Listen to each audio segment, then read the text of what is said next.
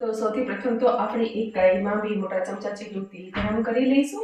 તેલ ગરમ થાય એટલે રાઈનો વઘાર કરી દેવાનો છે। રાઈ સરસ રીતે ફૂટી જાય એટલે હિંગ નાખી દઈશું।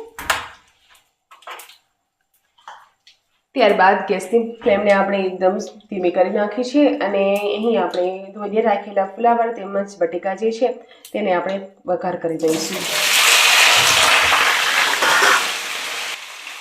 હવે તેને તેલમાં સરસ રીતે સાંતળી લેવાના છે। ગેસની ફ્લેમ એકદમ સ્લો રાખી છે આપણે। ફાસ્ટ ગેસ પર સાંતળીશું તો ફુલાવર અને બટેકા જે છે એ બળી જશે, તો ગેસની ફ્લેમ સ્લો રાખવાની છે હમણાં। અને સરસ રીતે આપણે તેને 3 થી 4 મિનિટ માટે સાંતળી લઈશું। આમ કરવાથી ફુલાવરનું જે ટેક્સચર છે તે એકદમ સરસ લાગતું હોય છે અને ટેસ્ટ પણ ખૂબ સરસ આવે છે। તો તેલમાં આપણે રાઈ અને હિંગના વઘારની સાથે જ આવી રીતે તેને સાંતળી લેવાના છે। હવે આપણે સાંતળી લીધા છે ફુલાવર તેમજ બટેકાને, તો હવે તેમાં આપણે આદુ, મરચાં અને લસણની પેસ્ટ ઉમેરી દઈશું। અહીં મેં વાટીને રાખેલા છે આદુ, મરચાં અને લસણને, તો તેને પણ આપણે સરખી રીતે સાંતળી લેવાના છે। આવું કરવાથી શાકનો જે ફ્લેવર છે તે ખૂબ જ સરસ આવતો હોય છે। ગેસની ફ્લેમ થોડી હાઈ કરી દઈશું અને બસ સરસ રીતે આપણે તેને સાંતળી લેવાના છે। હવે આપણે તેને કવર કરી લેવાનું છે। 3 થી 4 મિનિટ માટે કવર કરીને સાંતળીશું। હવે આપણે ચેક કરીને જોઈશું તો ફુલાવર અને બટેકા જે છે તે સરસ રીતે સંતળાઈ ચૂક્યા છે। અહીં આપણે તેમને એકદમ સોફ્ટ નથી કરી દેવાના, ફક્ત અહીં 6 થી 7 મિનિટ માટે સાંતળ્યા જ છે। ત્યારબાદ આપણે મસાલા ઉમેરીશું। તો બસ ઘરના જ મસાલાનો ઉપયોગ કરવાના છીએ આપણે। તો અહીં હું નાખી રહી છું કશ્મીરી લાલ મરચાંનું પાવડર, જે તીખું નથી હોતું તો 1.5 ચમચી જેટલું નાખી રહી છું, અને આ તીખા મરચાંનું પાવડર છે તે અડધી ચમચી જેટલું નાખ્યું છે। હળદર નાખીશું, ધાણાનો પાવડર અને થોડું શેકેલું જીરું પણ એડ કરી દેવાનું છે। હવે સ્વાદ મુજબનું મીઠું ઉમેરી દઈએ અને બધા જ મસાલાને સરખી રીતે મિક્સ કરી દેવાના છે। આ રીતે આપણે આ શાક ઘરના મસાલાઓમાંથી જ બનાવવાના છીએ, કોઈ પણ ગરમ મસાલો વગેરેનો યુઝ નથી કરવાના। તેમ છતાં પણ આ શાક જે છે એ એકદમ સ્વાદિષ્ટ અને જે આપણે લગ્ન પ્રસંગે જમતા હોઈએ છીએ ને એવું જ બનવાનું છે। તો બસ સરસ રીતે મિક્સ કરી લીધા બાદ હવે આપણે ઉમેરવાનું છે ટમેટાની પ્યુરી। અહીં મેં દેશી ટમેટાની પ્યુરીનો યુઝ કર્યો છે એટલે તેનું કલર એકદમથી લાલ ચટક જેવું નથી આવ્યું।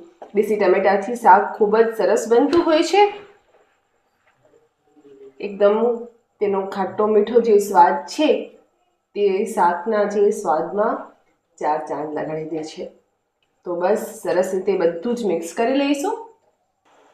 તો અહીં આપણે બધા જ મસાલા, મીઠું, ટમેટાની પ્યુરી એડ કરી અને સરસ રીતે મિક્સ કરી દીધી છે। ગેસની ફ્લેમ એકદમ લો છે અને ઢાંકણું ઢાંકીને આપણે થોડી વાર માટે આ જ રીતે તેને થવા દઈશું। જ્યાં સુધી તેલ છૂટું ના પડે ત્યાં સુધી આપણે આ જ રીતે તેને થવા દેવાનું છે।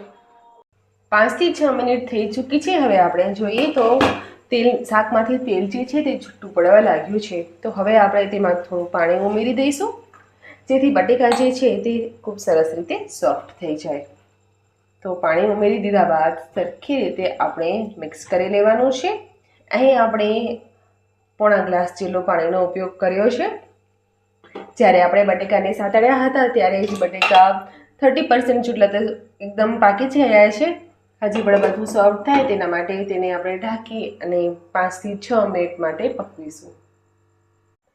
તો હવે 6 થી 7 મિનિટ થઈ ચૂકી છે અને આપણે ચેક કરીશું તો તમે જોઈ શકો છો તેલ એકદમથી છૂટું પડી ગયું છે અને શાકભાજી આપણા બટેકા અને ફુલાવર પણ ખૂબ સરસ રીતે સોફ્ટ થઈ ચૂક્યા છે। તો બસ હવે આપણે તેમાં ઉમેરવાનું છે થોડુંક આમચૂર પાવડર। તેનાથી શાકનો ટેસ્ટ એકદમ ચટપટો થઈ જાય છે અને જે લોકોને ફુલાવરનું શાક ના ભાવતું હોય ને તેઓ પણ આ રીતે બનાવેલું ફુલાવરનું શાક જરૂરથી ખાશે. એકવાર જરૂરથી ટ્રાય કરવા જેવું છે.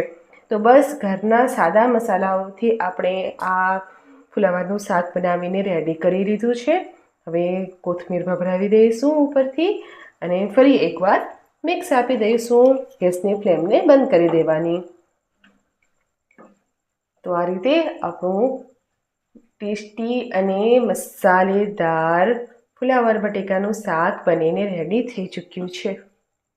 તો મિત્રો, વિડીયો પસંદ આવ્યો હોય તો પ્લીઝ લાઈક કરજો અને તમારા મિત્રો સાથે શેર પણ કરો અને અમારી ચેનલને સબસ્ક્રાઈબ કરવાનું ના ભૂલતા. તો મળીએ આપણે આગલા વિડીયોમાં. Thank you.